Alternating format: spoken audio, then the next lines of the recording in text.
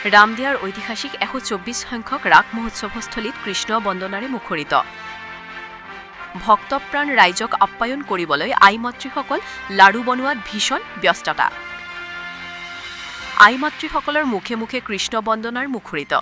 এইবুলি অযোধ্যাৰ ৰাম মন্দিৰৰ আৰ্হিত ৰামদিয়াৰ 124 সংখ্যক ৰাস মহোৎসৱৰ অস্থায়ী বৃন্দাবনৰ মুখ্যদ্বাৰৰ আকৰ্ষণৰ কেন্দ্ৰবিন্দু।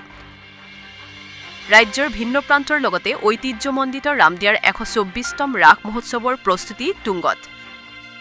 ৰামদিয়া হিতসাধিনী সভাৰ উদ্যোগত 124তম ৰাস মহোৎসৱ 11 দিনীয়া বৰ্ণাঢ্য কাৰ্যসূচীৰে অহা 4 নৱেম্বৰৰ পৰা 14 নৱেম্বৰলৈ অনুষ্ঠিত হ'ব। নামনি অসমৰ ঐতিহ্যমণ্ডিত ৰাস মহোৎসৱ ৰামদিয়াৰ 124তম ৰাস মহোৎসৱ। উজনি নামনি ভিন্ন প্ৰান্তৰ ভক্তপ্ৰাণ ৰাইজক আপ্যায়ন কৰিবলৈ প্ৰায় 1.5 শতাধিক আই মাতৃয়ে এনেদৰে লাড়ু বনোৱাত ভীষণ ব্যস্ত দেখা পোৱা গৈছে। হাজাৰ হাজাৰ ভক্তৰ সমাগমে ভক্তিৰসত বিলীন হয় ৰামদিয়াৰ ৰাস মহোৎসৱস্থলীত। ৰাস উদযাপন সমিতিও সাজু দূৰ দূৰণিৰ পৰা আহিবলগীয়া ভক্তপ্ৰাণ ৰাইজক আদৰিবলৈ। হাজোৰ পৰা কমলাকান্ত দাসৰ ৰিপৰ্ট, বটদ্ৰৱা লাইভ।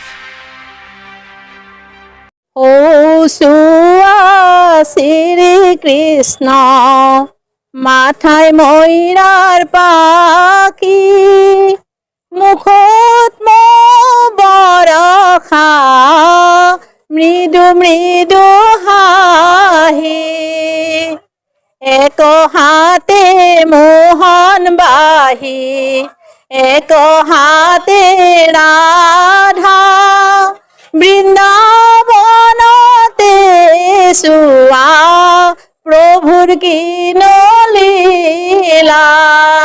এনেকুৱা ৰাসেৰে মুখৰিত হৈ গোটেই মহিলাখিনিয়ে ৰামদিয়াত 124তম ৰাস মহোৎসৱৰ মহিলা সমিতিয়ে উলহ মালহেৰে আনন্দৰে লাড়ু পিঠা বনোৱাত ব্যস্ত।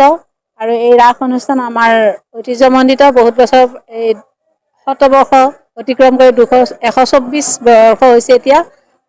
বছৰে বছৰে প্ৰতি বছৰে ই জাকজমকত মানে বেছি জাকজমক হৈ আহিছে। আৰু আমি গোটেই ৰাসৰ মানে গোটেইখিনি গোপিনী বুলিয়ে ক'ব লাগিব, গোপিনীখিনিয়ে লগ লাগি আমি ৰাসৰ প্ৰস্তুতি কৰিছোঁ। 150 মান মহিলা আছে। বিভিন্ন প্ৰান্তৰ পৰা ভক্তপ্ৰাণ ৰাইজেতো আমাৰ এই অনুষ্ঠানটো জানেই, চবেই আহি ইয়াতে যোগদান কৰে।